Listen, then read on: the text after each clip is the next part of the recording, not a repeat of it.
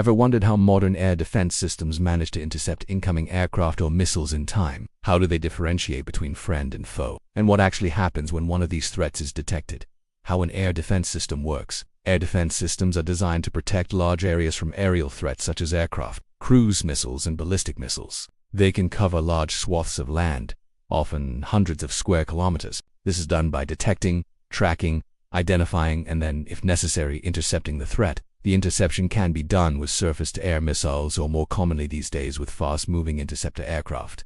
The first step is detection. The most common method for this is the use of long-range radars. These are specifically optimized to detect small flying objects at very long distances. There are many different types of radars, but the most common type used for air defense is the phased array radar. This type of radar is called a phased array because the antenna or array of the radar can electronically steer the beam without having to physically move parts. This allows them to quickly scan the skies for potential threats. The radar sends out radio waves that bounce off of distant objects. If the object is moving, then the frequency of the radio waves will change slightly, which indicates that it's moving towards or away from the radar. This is known as the Doppler effect. By measuring this change in frequency, the radar can determine the speed and direction of the target. Another benefit of this type of radar is that it has a very high degree of accuracy, meaning that the system can get a precise fix on the target's location, even at very long ranges. In addition, phased array radars can track multiple targets at once. This is important because air defense systems must be able to deal with incoming salvos of missiles,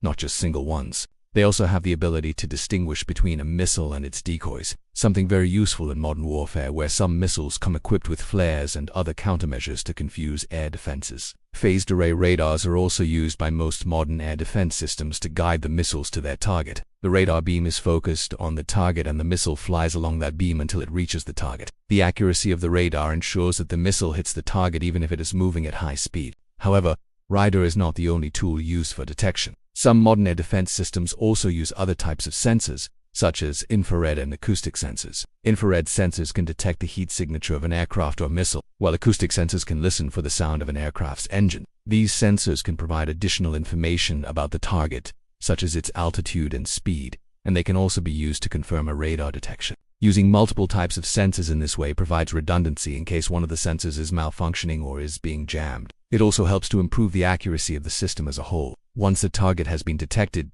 the next step is to track it. Tracking is the process of following the target's flight path and predicting where it will go next. This is done using a combination of the data from the various sensors and sophisticated algorithms. The goal of tracking is to provide the system with the most accurate information possible about the target, so that an informed decision can be made about whether or not to engage it. After detection and tracking, the system must identify the target. This is done to ensure that the system does not engage friendly aircraft or missiles. The identification process typically involves using a combination of the data from the various sensors and comparing it to a database of known aircraft and missiles. The system may also use data from other sources such as ground controllers or other aircraft to help with the identification process. Once the target has been identified, the system can then make a decision about whether or not to engage it. This decision is based on a number of factors, such as the target's priority, the system's rules of engagement, and the availability of interceptors. The system may also take into account the possibility of friendly casualties if the target is engaged. For example, if the target is a civilian airliner, the system may decide not to engage it even if it is a valid military target. If the decision is made to engage the target, the system will then select an interceptor to fire. The interceptor could be a surface-to-air missile or more commonly these days, an aircraft that is specifically equipped for the task. The choice of interceptor depends on a number of factors, such as the range and speed of the target and the capabilities of the available interceptors. The system will then send a signal to the interceptor, guiding it to the target. This guidance can be done in a number of ways, but typically involves a combination of radio signals and data link technology. The interceptor flies along this guidance path until it reaches the target where it detonates its warhead. There are two main types of warheads used in air defense applications: fragmentation and proximity. A fragmentation warhead is designed to break up into many pieces upon detonation, making it more likely that at least one piece will hit the target. A proximity warhead, on the other hand, is designed to detonate when it gets close to the target without actually hitting it. This is done using a proximity fuse that is triggered when the warhead comes within a certain distance of the target. The choice of warhead depends on the type of target being engaged. For example, a fragmentation warhead is more likely to be used against a cruise missile, while a proximity warhead is more likely to be used against an aircraft. Many modern air defense systems are designed to engage multiple targets at once. This is done using a combination of sophisticated algorithms and real-time data processing. The system must be able to prioritize targets and allocate interceptors accordingly.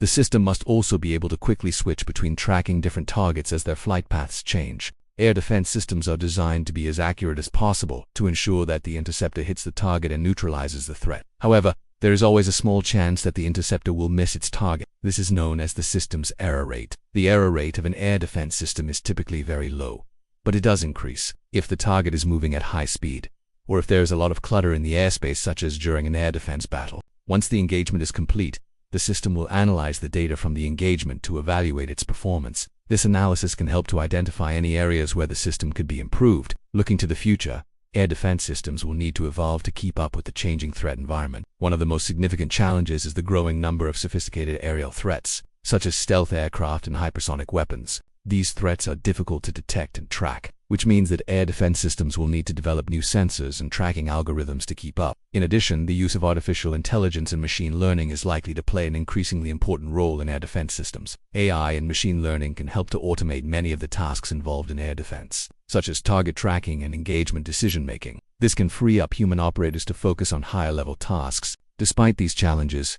the future of air defense systems is bright. With continued investment in research and development, air defense systems will continue to get better at protecting people and assets from aerial threats. What did you find most interesting about the inner workings of an air defense system? What do you think is the biggest challenge facing air defense systems today? Feel free to comment below. And don't forget to like and subscribe for more videos like this. Thanks for watching.